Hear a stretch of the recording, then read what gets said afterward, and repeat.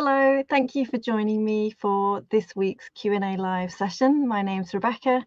I'm here with you for the next hour to help you with your questions about preparing for OET and to give you some tips and advice to help you understand what's involved in the test, to help you prepare for your test. Any questions related to test preparation for listening, reading, writing, or speaking. It's a very simple format. If you're joining us for this session for the very first time, I'll explain, but as I said, very, very simple format. You just need to type your questions into the comments, either on YouTube or Facebook, wherever you're joining us live today. They come through to me here and I work my way through as many of them as I can in the next 60 minutes. So don't be shy. There are no bad questions. There are just questions that you might have that you're feeling worried about that I can help reassure you and give you advice on. So please feel free to enter any question that you have into the comments and I'll do my best to help you out and answer them. Thank you to everybody joining so far today. Let's have a look at what's coming through in the comments. The first question, actually two questions, both coming through, very similar questions from Babita and from Irene on YouTube, which are about reading Part C. So let's get started with these. Reading Part C is part of the test that I think a lot of candidates find more difficult. And the reason for that is this is the sort of reading that you don't do every day, perhaps in part of your work life or general life. It's the kind of reading that is expected from healthcare professionals to maintain professional development standards, but out of choice and out of sort of necessity of the kinds of texts that you read on a daily basis, the text in Reading Part C are those that you, as I say, these days probably tend to only pick up when requested to do so for professional development. It is therefore still an important part of the registration process. Employers and regulators want to know that you can not only quickly find information, which is the kind of tasks that you're being asked to do in Reading Part A and Reading Part B, but also can understand and follow argument texts that describe advances in healthcare, different opinions about the best way to treat patients and so forth. So it is really worth getting to grips with Reading Part C. And I think my best advice is the more that you practice reading this kind of text, these longer texts, these more academic style texts, the more straightforward you will find them. Obviously, doing anything new or unfamiliar or something that you haven't done for a long time feels a little bit uncomfortable to begin with, but once you get into a daily reading habit of this kind of reading, then I think you'll also find your skills for this pick up. So let's particularly talk about some Reading Part C tips that I can give you. And let's just pop down the question so we can see full screen. So for Reading Part C, my first tip is to manage your time. So as you probably know, you have 45 minutes to answer questions for Reading B and Reading C. 6 questions for Reading C. We recommend completing those in no more than 10 minutes to leave yourself 35 minutes for the 2 texts in Reading C. So each text in Reading C has 8 questions. And we would also recommend splitting those 35 minutes pretty equally between the 2 texts. So try not to sort of spend 25 minutes on one text and only 10 on the other, because they're all weighted equally. The way that reading is scored is that each question carries equal weight. So all of the questions, and there are 42 in total across Reading Part A, B, and C, carry equal weight. So you want to give each question as much time as you can. So splitting the time fairly evenly, that's sort of 16, 17 minutes between the 2 Reading Part C texts is also recommended. Now, when you're in the preparation part of your test journey, we would recommend getting into the habit of not just trying to find which is the correct answer, but also searching for evidence for why the other answer options are wrong. And why this is an important part of your preparation is that by doing so, you're training yourself to really check that you have found the correct answer. Because if you can find evidence for the 3 other options being wrong, that strengthens the reason that you have for the final option being right. So it does, as I say, take a little bit of time. It can feel uncomfortable looking for options that are right and wrong at the beginning. But if you incorporate that into your preparation, by the time it comes to taking your test, this is more like second nature, and you're having that much more confidence that you're also able to choose the correct answer for doing that as part of your preparation. A last tip is that when you have questions, like full questions, complete questions for reading Part C questions, sometimes it's a full question, sometimes it's what we call a sort of a sentence completion question. And the reading Part C question starts with the first half of a sentence, and you're essentially finding the best way of ending that statement. When it's a full question, we would recommend trying to find the answer to that question in the text before you become distracted by the answer options.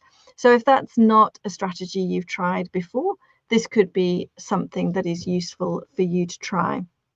What I am going to recommend, because obviously I can only go into so much detail in today's session, is for any of you struggling with reading, that you check out our Reading Week playlist.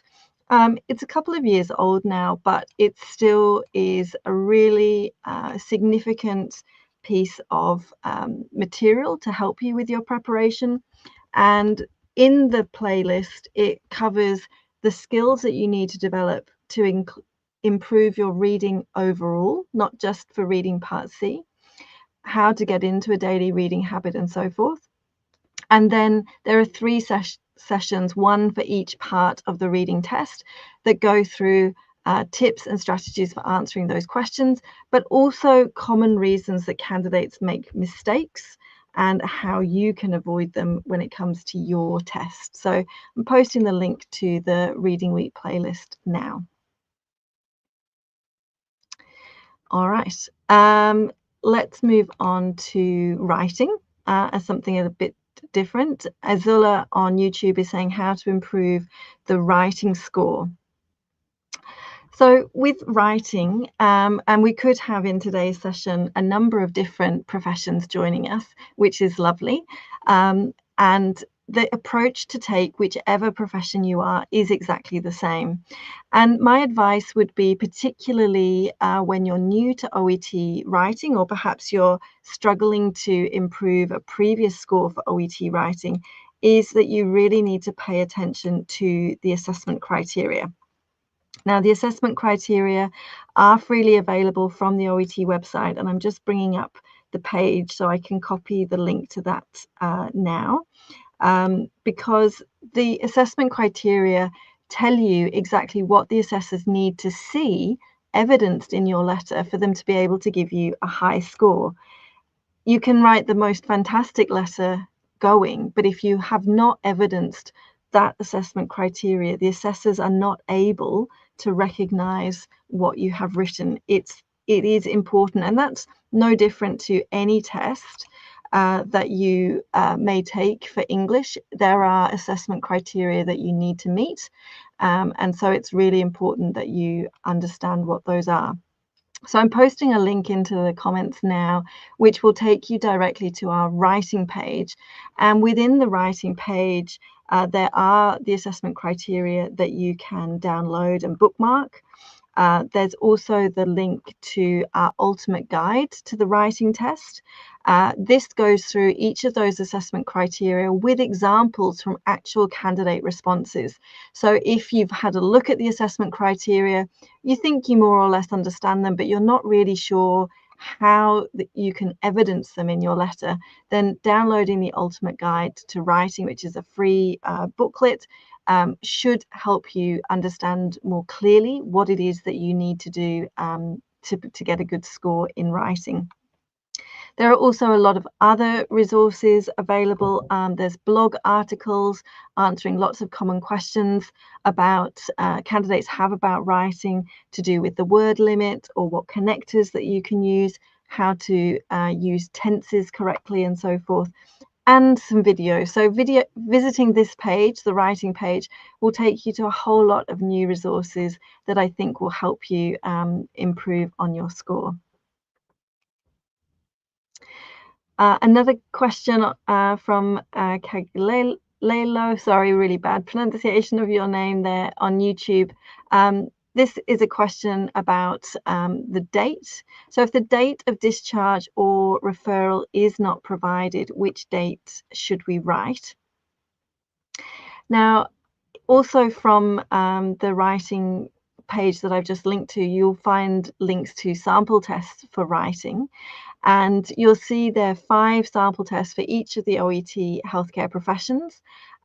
These are official tasks produced by OET and therefore are of test standard. And you'll see that they all follow the same format. Each of the tests starts with assume that today's date is, and this will tell you what date you should take to be the day you are writing your letter. And then there will be other dates with the case notes that explain the timeline, the chronology of what has happened for the patient leading up to today when you were writing your letter. So to answer your question, from looking at those case notes, I believe it's unlikely that there would be any without providing those chronology, those dates of admission or discharge. If you're finding materials that are not including dates that you need to be able to communicate clearly in your letter, it suggests to me that they are unofficial case notes. They are not produced to the same high quality, high standard. We know that a lot of these materials do get circulated on the internet, often with good intentions by previous candidates or other students who found and are happy to share. But you just need to be very cautious, and a good thing to do is to check against those official case notes I've just mentioned on the OET website. If the case notes you found that you're thinking about practicing with don't look to be of the same standard, I wouldn't recommend practicing with them, because all it's doing is misleading you about what to expect on test day, and perhaps getting you into bad habits of what you think you need to do in your letter, how you need to prepare, instead of what actually will help you make sense. So those resources that I've mentioned on the writing page are all going to help you get ready for your test, and will show you what a test will look like. A couple of questions have come through about listening. And I can see this question, struggling with listening. Another question coming up about articles in particular for listening part A and reading part A.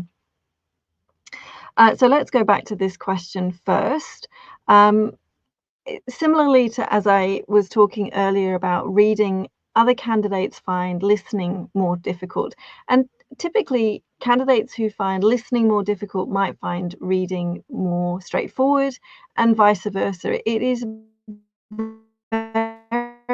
very common for candidates to be more difficult than the other. That, as I say, is really standard, and can even go back to the way that you like to learn in your own language. You know, there are different learning styles. Some of us are visual learners, so we like to see information written down, and we therefore find reading information much more straightforward. Others are oral learners, and we like to hear information, and we find listening and retaining information that we hear more straightforward. So sometimes the reasons that you find one subtest more difficult than another is nothing to do, in fact, with OET or with English. It's more to do with your learning style and understanding what your learning style is can also lead you to tips and strategies specific to that learning style that will help you, not just in OET, but as I say, in all parts of your life where you might have to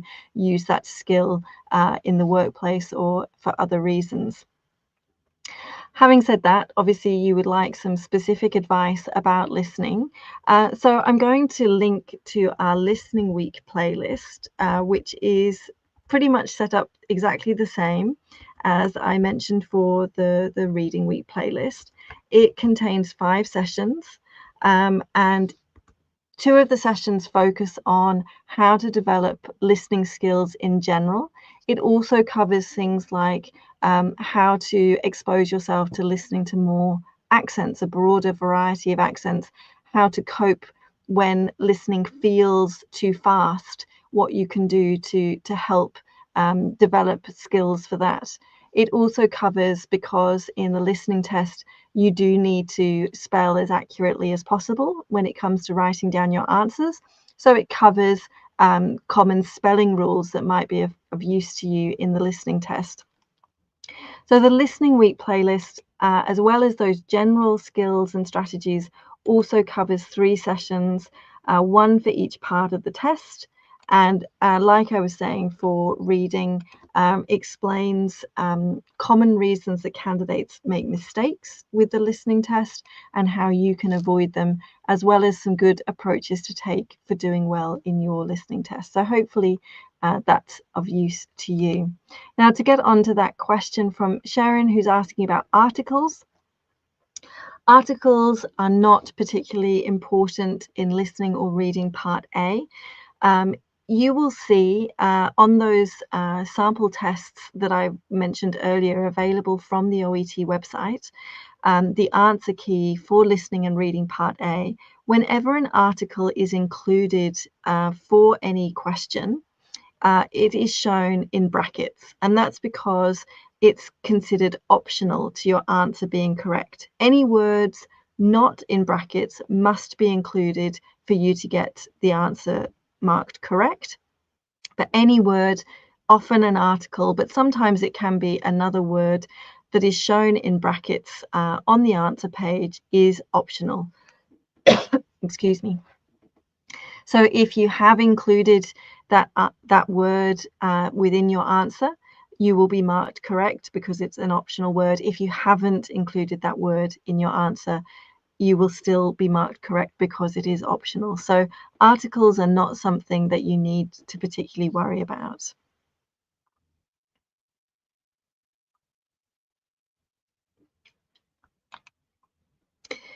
Food on YouTube says, is it possible to make the screen in reading part A at 60% of the screen for the text and 40% for the questions?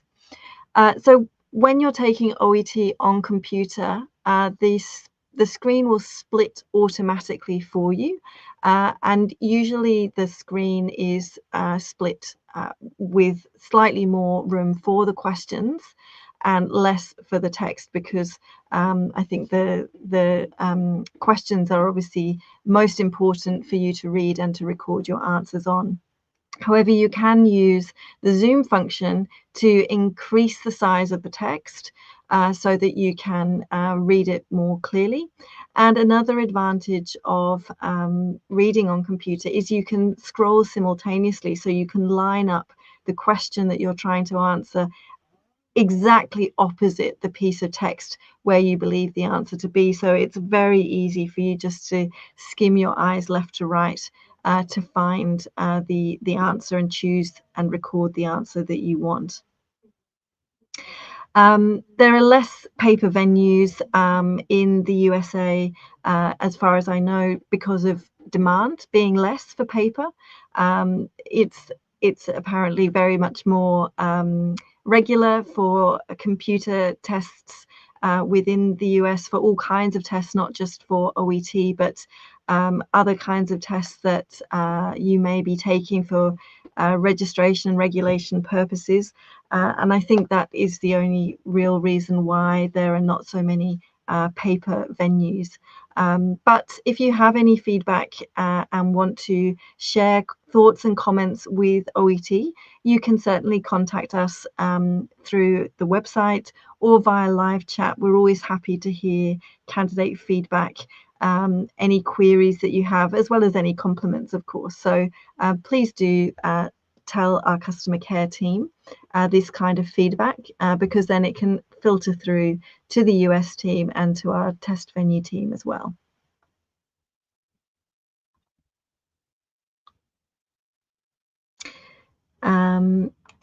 This question from Ali on YouTube says, can you please clarify about listening part A? If we write in small case and uppercase, it will be counted wrong. Ali, I'm not sure if I'm understanding you correctly, so if I'm not, please do write your question again, and I'll see if I can answer it a bit more clearly. For listening part A, your use of lettering is not particularly assessed. So generally candidates will write in normal script, which is as you have written the rest of your question. So a capital letter where one is used, or small letters for the rest. But in listening part A specifically, you don't need to even worry about capitalizing the first letter of your answer. This is not going to be checked or assessed. So if you've written everything in lowercase and small letters, that's not considered a problem. The only exception to that is if the answer is an acronym, for example, COPD, in which case the speaker would spell that out as an acronym, because of course you are supposed to record something exactly as you hear it. But other than that, you can write everything in small letters and it won't be penalized. Some candidates, as a preference, like to write everything in uppercase, full capital letters. That is also acceptable, provided you use that throughout the whole of the listening test. So you shouldn't pick and mix, sometimes writing in sort of regular writing, sometimes in full capitals. If it's your preference to write everything in full capitals, then that is permitted. Otherwise, as I say, generally just normal writing, small letters is the standard and accepted.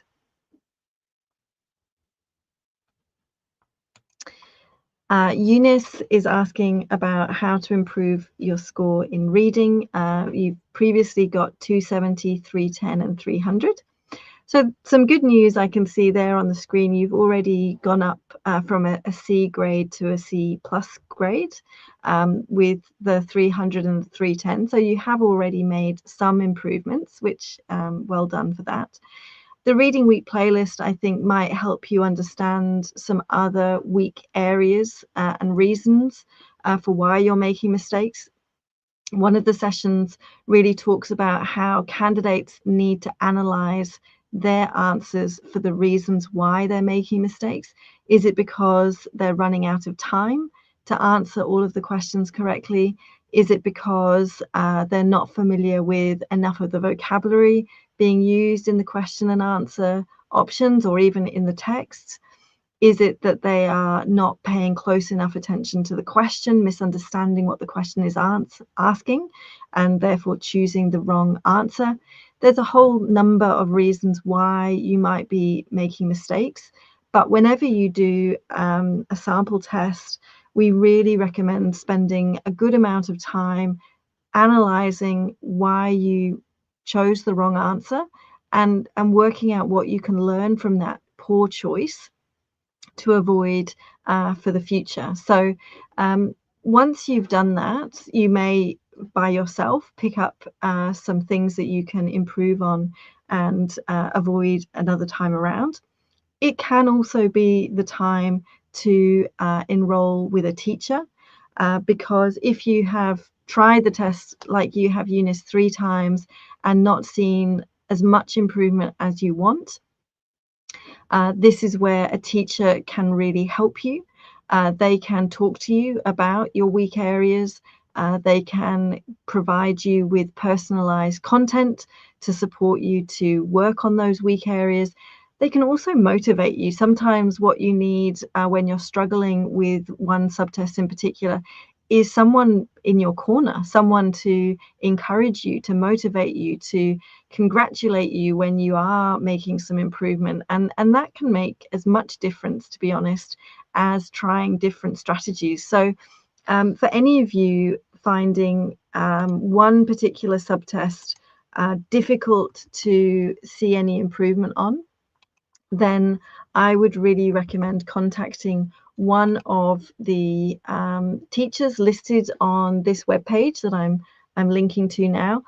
Contact more than one, get in touch with several teachers based on the criteria that you have. Sometimes candidates want to choose a teacher based on the candidate's profession, that teacher particularly specializes in your profession. Sometimes because candidates want face-to-face learning or private tuition, they will choose another teacher in particular. Have a look. There's a big list there. Look at the different filters that are available.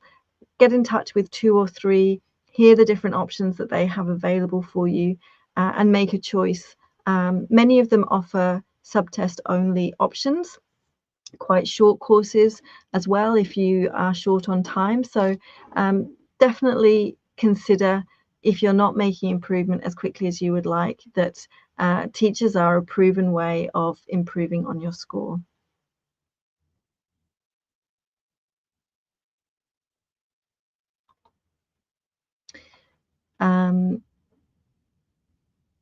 All right.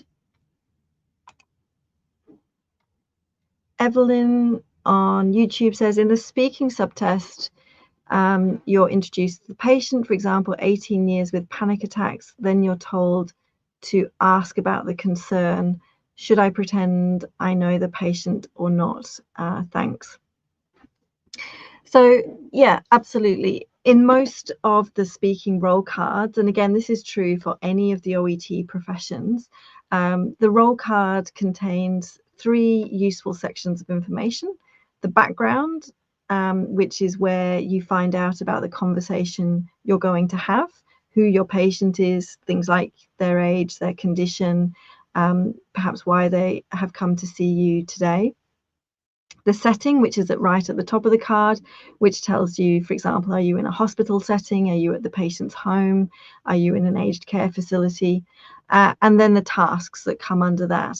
And you deciding on how to start the role play really comes from looking at those 3 pieces of information together, because sometimes the setting will tell you whether it's likely that you've met this patient before or not. For example, if you're in an emergency setting, you're not likely to have met this patient before, so you would start off by introducing yourself. The background information and the task will tend to tell you whether this is the first time you've met the patient or not.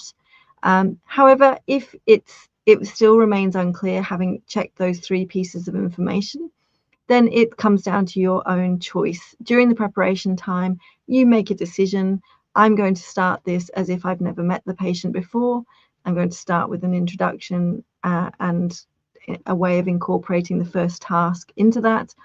Or you decide, I'm going to suggest I have seen this patient before, and I will start the role play according to that. So there is a degree of flexibility. What the assessors are really looking for in the way that you start the conversation is that it's appropriate to the setting, it's appropriate to the patient's healthcare condition. So for example, if the background information tells you that the patient has been waiting a long time, you can imagine that they're feeling quite frustrated. So you wouldn't start, hi, how can I help you today? Because that's likely to frustrate the patient even further.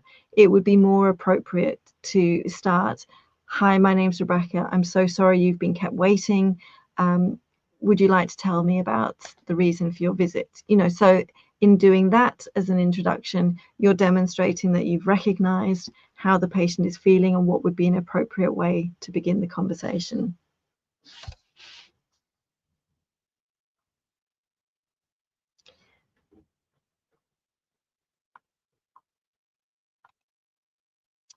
Foods, I can see you've sort of put through a few more questions around this. From my own experience taking OET and using the computer format, it takes seconds only to increase the size of the text.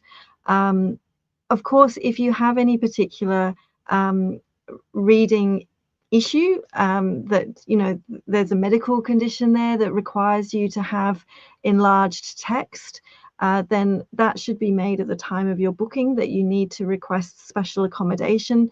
For example, as I said, if you've got an eyesight issue that means there's a medical reason why you would need larger text, that can certainly be accommodated. But for all other candidates, it honestly just takes a couple of seconds to increase the size of the text. You can drag the text up and down using the hand tool, and these are things that you can practice with the sample tests from the website. So I would practice doing that ahead of your next test.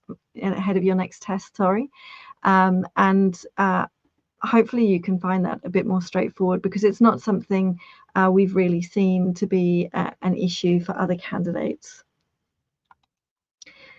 Sayed on Facebook says, how can we get reading material for more practice?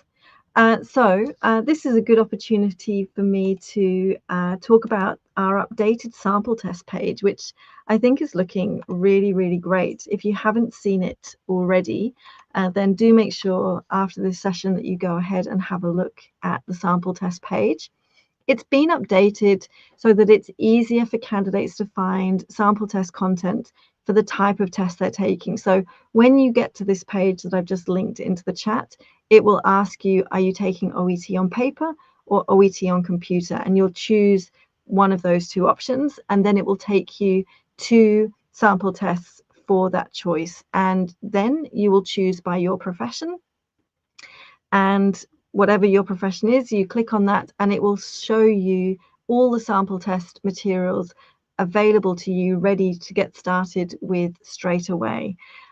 So if you're taking OET on paper, the whole of the paper, listening, reading, writing and speaking, including the writing and speaking card for your profession, is ready for you to access on the screen straight away. If you're taking OET on computer, it will open up the software so that you can take listening, reading and writing for your profession through that software. The speaking card is provided separately on the same page. So you can certainly find the reading sample tests through that page, and there are 5 sample tests for reading that you can try absolutely for free. We also have further materials for reading that you can purchase from the OET store, and I'll link to the OET store now as well. And we have materials available that are online, that are print, that are courses, that are course books. So there's lots of different reading materials depending on what exactly it is you're looking for to help you out. And I think it's fair to say that there's something for everybody.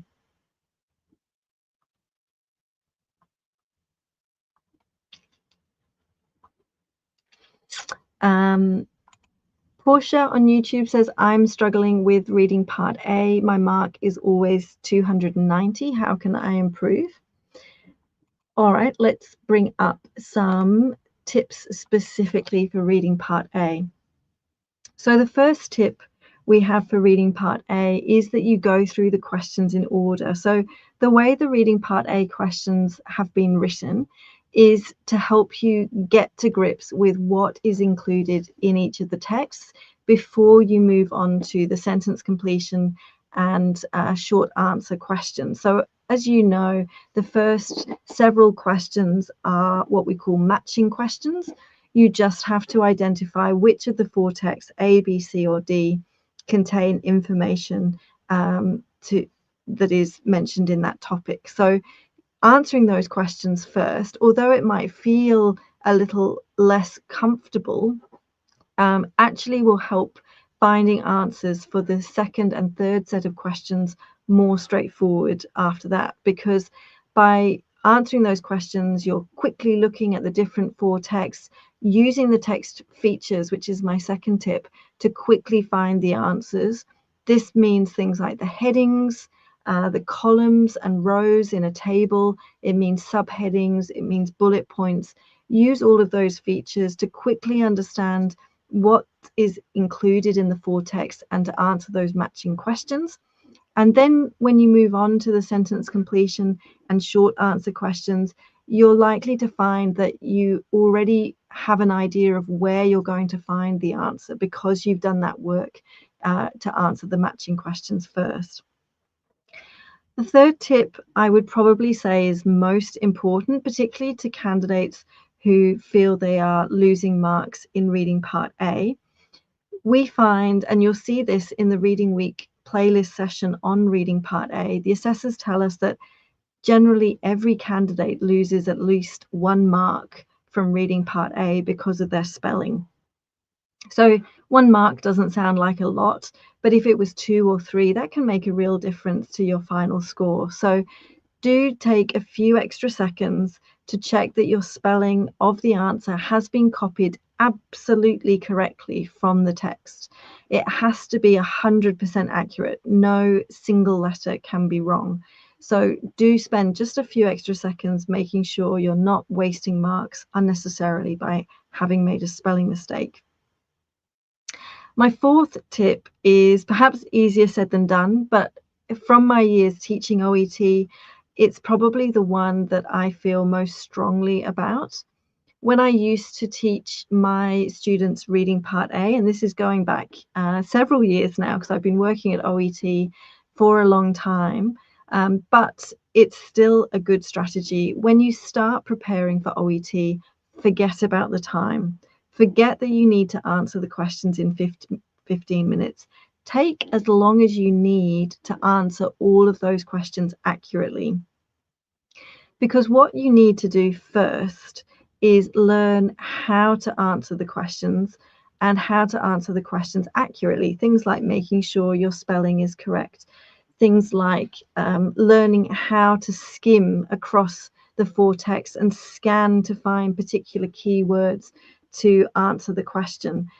As you have developed those skills and as you are answering all of the questions correct when you answer them, that then becomes the moment to start reducing the time, to start aiming towards 15 minutes. If you start your preparation trying to answer all 20 questions in 15 minutes, all you're going to do is panic and feel stressed.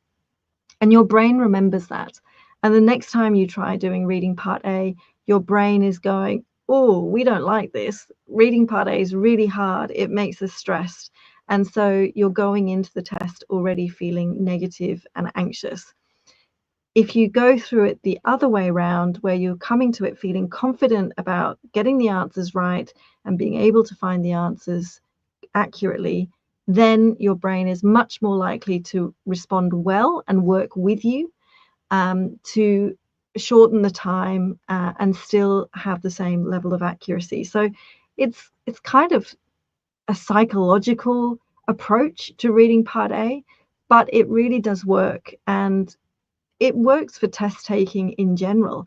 If you are going into a test feeling stressed and anxious, you're not going to perform at your best. You need to be feeling calm, comfortable, confident, positive, and that can really help improve how you approach and answer questions on test day. So hopefully that was something useful for you.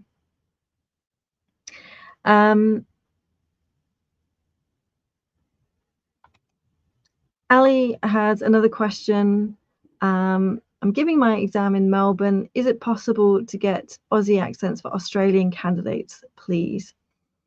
So Ali, OET on paper candidates will definitely get an OET interlocutor that is locally based. May not still have an Australian accent because, as you know, it's a very multicultural country, and you may get someone who doesn't have a strictly speaking Australian accent, but it will be a local person who's taking the role of the interlocutor in your speaking test.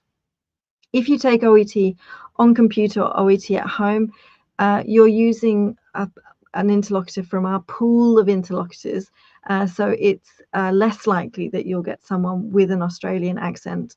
However, all our interlocutors are fully trained. They also have to have minimum English requirements, so their accent meets our standards for clarity and comprehension. So it shouldn't be difficult for you to understand the accent, even if it isn't Australian when it comes to your test.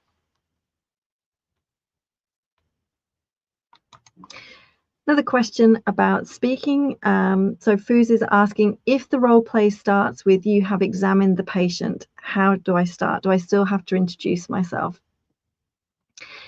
The answer to that is no, you don't have to introduce yourself. Essentially, what's happening in these role cards where it says you've just examined the patient is you need to imagine that the role play has already begun and the interlocutor is just pressing record at the point where you restart the conversation having examined the patient. So as you would in real life, after you have examined a patient, you would continue the conversation, and that's what the assessor is imagining and anticipating that you're going to do in your test as well. So having examined the patient, you would start with something like, "Thank you for letting me look at your knee or your ankle," or whatever it is.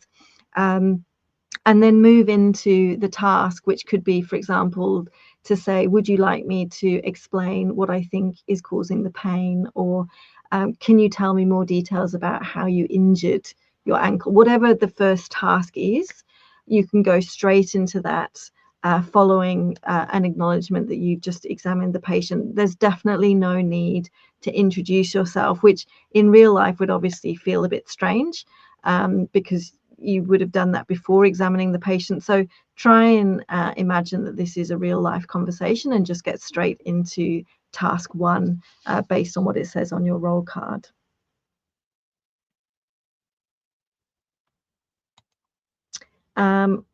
Onyinye on Facebook is saying about, are there any decisions to reduce the price for OET, especially for some individuals who are finding it difficult to pay? So a nice piece of news that came out, we celebrated this on social media at the weekend, was that there's now an option for OET candidates on paper to pay for the test in local currency. And this is something that candidates had been asking for some time. It's not necessarily, it isn't in fact making it cheaper, but it is making it easier for some candidates who are really struggling to pay in a foreign currency because perhaps they needed to use somebody else's credit card or pay a third party to book the test for them in advance. So hopefully that's some good news and does help candidates who were finding that difficult in the past. The cost of OET has not increased ever since I've been working for OET, which is more than 8 years now, and there is no plan to increase the cost of OET going forward. It isn't an easy thing to reduce costs for a test that is so specialized. As you can appreciate, OET needs to use healthcare professionals to check the validity of the materials to make sure that we are asking you questions that would be relevant to your healthcare profession. And so there aren't really a lot of cost savings that can be made. But like I was saying to another candidate earlier in the session, we do appreciate every feedback that we receive from candidates. And you're welcome to pass this on to our customer care team so they can direct it to the relevant teams to hear from our candidates. Aranju is asking about whether you put punctuation after the salutation. So in your example, you've put "Dear Doctor," comma. Yes, absolutely. Some candidates will find that natural to include a comma after the reader's job title. Equally these days, open punctuation, which means without a comma, is also accepted. So it really comes down to your personal preference and writing style. If you're someone who likes to include a comma at the end of a salutation and at the end of an end greeting, then absolutely fine for you to do that. if you're someone who doesn't use that punctuation, that's also equally fine. I will just point out that with job titles, it should be capitalized. So it should be Dear Doctor with a capital D to make that absolutely accurate. But I hope that's answered your question about commas. Abigail is asking on YouTube the pass mark for all the modules. So the pass mark actually depends on the regulator you are applying to. OET is recognized by a large number of regulators and employers around the world. And each of those regulators for the different healthcare professions tend to have different requirements for the OET grades they are expecting from candidates. Now, like the sample test page, we have also updated the Who Recognizes OET page, which is looking beautiful, but also really functional. It's now a really great way for you to find who recognizes your results. So you can browse by organization to find where you can apply to with your results. But you can also enter in the scores that you have already, and that will show you which of the regulators around the world would accept those results for your profession. So there's lots of filters that you can use from that page that make it quite powerful now for you to see how your results can work for you. And that's really the best place. I'm not going to give any general guidance here because, as I said, each regulator is different, and you need to check the results that are required for your scenario particularly.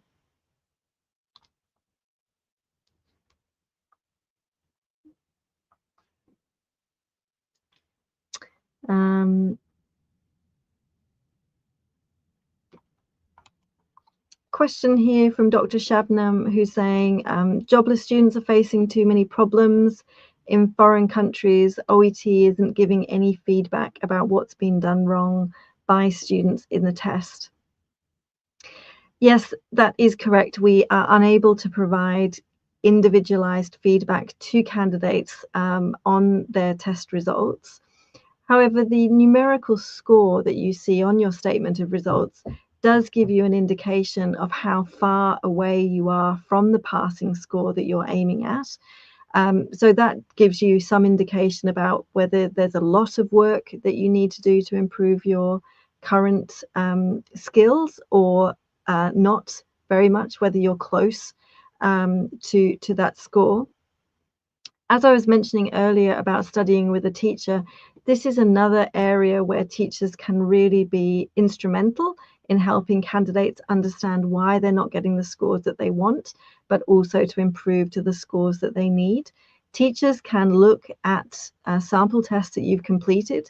They can score your writing and speaking using the assessment criteria to give you a sense of whether they feel you're ready to take the test already, or if they feel that there's more improvement needed before they would recommend you taking the test. So if you're someone who feels like they don't understand why they're not getting the score that they want, this can be another useful aspect for working with a teacher. You may not need to pay very much. You may, for example, ask them to check some of your writing and to give you some feedback on that, or your speaking.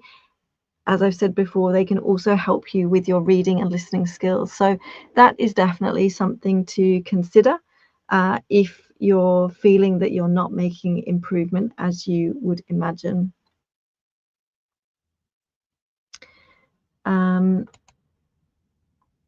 This question is about whether it's possible to delay your test without paying extra charges. So these kinds of questions related to test bookings are something that you will need to contact our customer care team about. I'll provide the link to our customer care team from the website so you can see how you can contact us. The best way to contact customer care about a booking is typically through our live chat, which you'll find from that contact page I've just linked to. live chat is available 24 hours a day, Monday to Friday, and someone will very quickly pick up your question. They'll be able to look at your current booking that you have and advise you on how you can delay your test, which is what we call defer, and the administration fee that would be payable to be able to do that, because unfortunately you do need to pay an administration fee to defer your test. It's not the whole cost of the test, but there is an administration fee attached to changing the date or any other changes that you need to make. But do reach out and contact the customer care team. They'll be able to talk you through the process. They'll be able to explain how you can do that and what options are available to you in terms of booking your next test.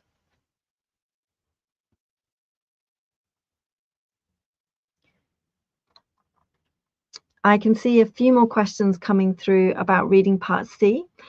Reading part C is something that I touched on towards the beginning of the session. We're now almost at the end of the session. So I would recommend once the session ends in about 10 minutes time, just going back to the beginning of that session and listening to all of the tips. I gave quite a long answer about how you can work on your reading score. So I think that will help those of you who've joined a little bit later. Aranju is raising an interesting question, which is about OET issuing certificates instead of employers needing to log in to view results. In fact, when I first joined OET, we used to mail certificates out to candidates, and there were a number of problems associated with that. We understand that it would be easy to email you a certificate or your employer, but in fact, the reason that we have a verification portal is down to security. It protects your result. It protects the validity of your result from scammers or fraudulent companies who are trying to sell certificates to candidates without them needing to take the test. Because if you were to fall for that scam, unfortunately, purchase one of those certificates and try and submit it to an employer or a regulator, they would be able to find out from our verification portal that this was not a valid certificate, and they would reject your application straight away as a result. So the reason for issuing results the way that we do is simply down to security and something regulators and employers request from us. So interesting question, but that's the reason behind it.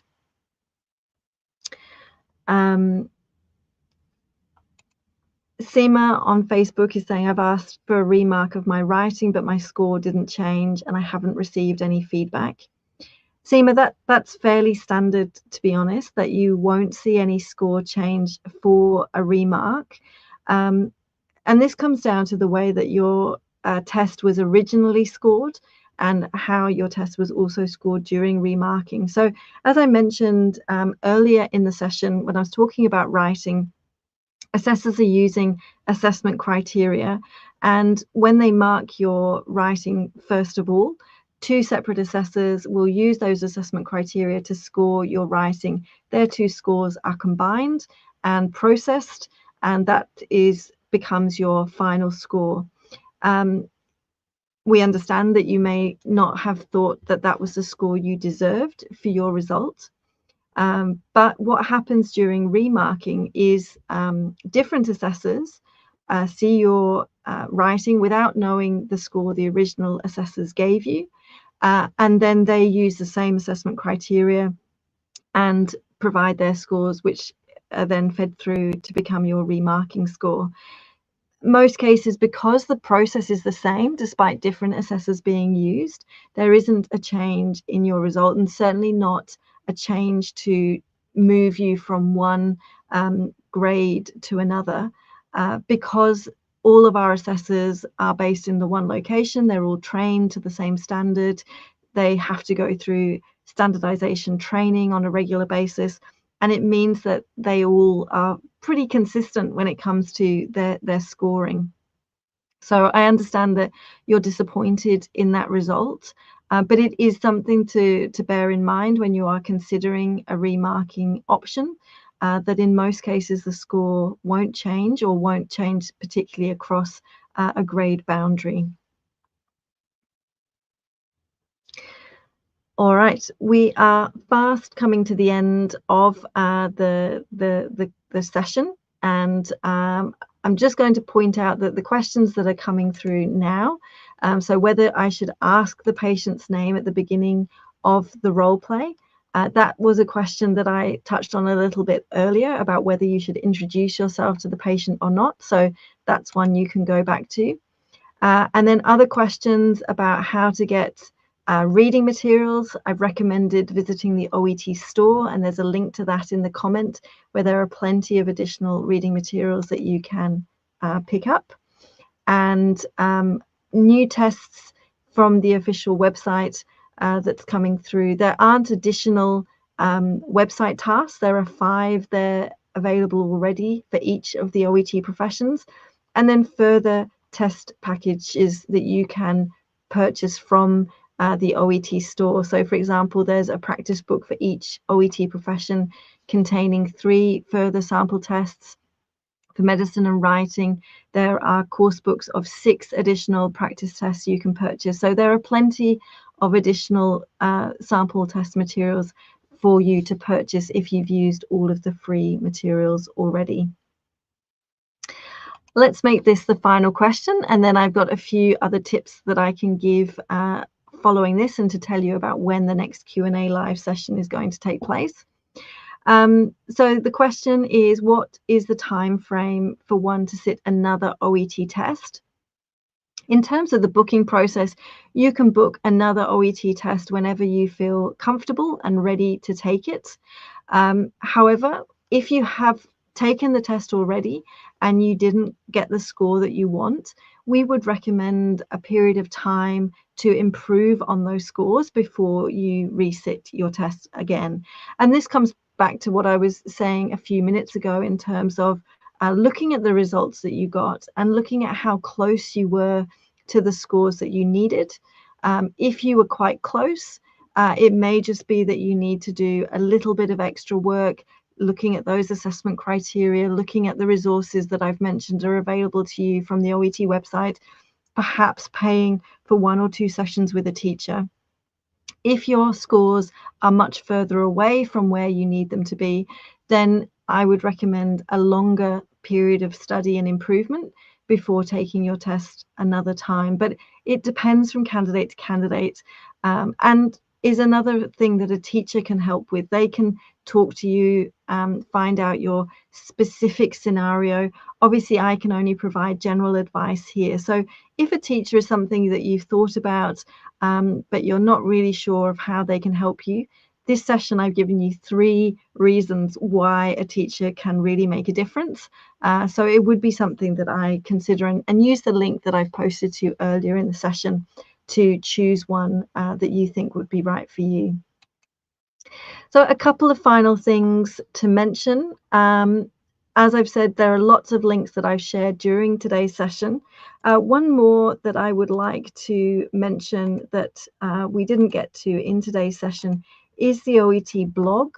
The blog contains so many articles that cover standard questions that candidates ask about all 4 subtests, and more. You know, if you've got a question, it's likely to be there.